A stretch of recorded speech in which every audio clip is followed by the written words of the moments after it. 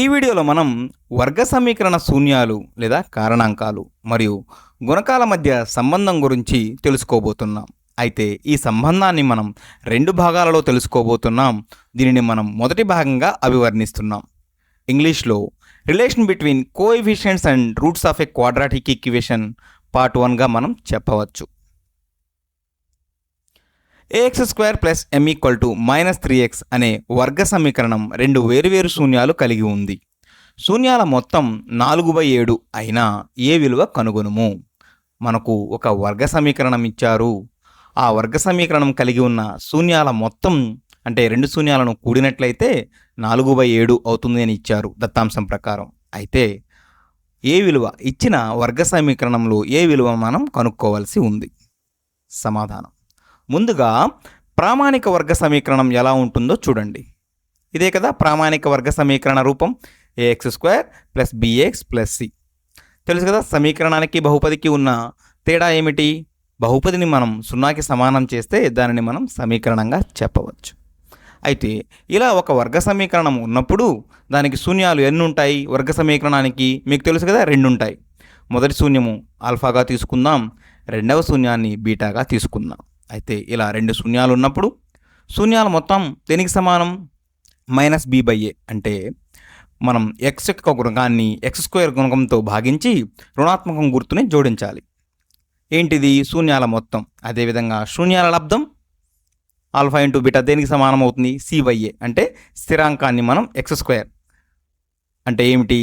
గరిష్ట ఘాతమైన x² యొక్క గుణకంతో మనం భాగించాలి c/a.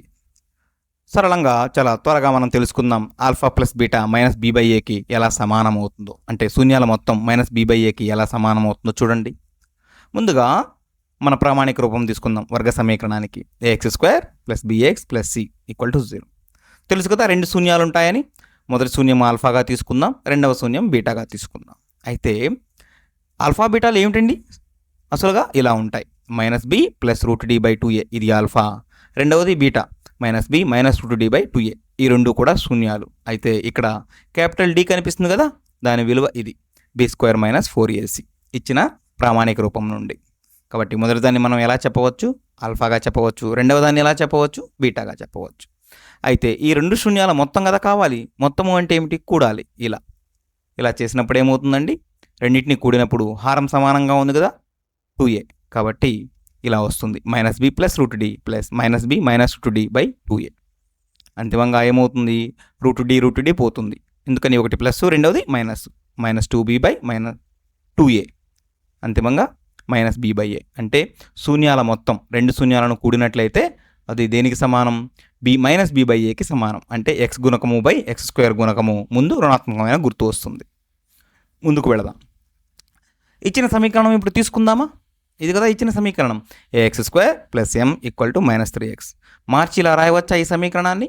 ax² plus 3x plus m = 0. అయితే ప్రామాణిక రూపంతో పోల్చి చూసినప్పుడు ఏ స్థానంలో ఎంత ఉంది? ఏనే ఉంది. బి స్థానంలో 3 ఉంది. అవునా? తద్వారా మనం సాధించవచ్చు. చూడండి, ఇచ్చిన దత్తాంశం ప్రకారం శూన్యాల మొత్తం దేనికి సమానం? 4/7. అవునా? అంటే ఏంటి? Alpha plus beta. అంటే ఆల్ఫా ఒక శూన్యం, బీటా మరొక శూన్యం అనుకుంటే మొత్తాన్ని కూడితే -b/aకి సమానం. ఆ విలువ 4/7గా అనుకుందాం. తద్వారా ప్రతిక్షేపించినట్లయితే బి స్థానంలో 3 ఉంది కదా, -3/a = 4/7. అంతిమంగా ఏ విలువ ఏమవుతుందండి? -21/4. అవునా? ఇక్కడ మీరు గమనించినట్లయితే ఏముంది? శూన్యాలకు మరియు ఈ వర్గ సమీకరణంలోని గుణకాలకు సంబంధం ఉందా? ఉంది. చూడండి, శూన్యాల మొత్తం -b/a అని, శూన్యాల లబ్ధం c/a అని తెలుస్తుంది కదా. అందుకే దీనికి మనం సంబంధంగా చెప్పాం. దేనికి? శూన్యాలకు మరియు గుణకాలకు ఇచ్చిన బహుపది లేదా వర్గ సమీకరణానికి. ఈ వీడియోలో మనం ఏం నేర్చుకున్నాం? వర్గ సమీకరణ శూన్యాలు లేదా కారణాంకాలు మరియు గుణకాల మధ్య సంబంధం గురించి మనం నేర్చుకున్నాం. ఇది మొదటి భాగం మాత్రమే. రెండవ భాగం మరలా వస్తుంది.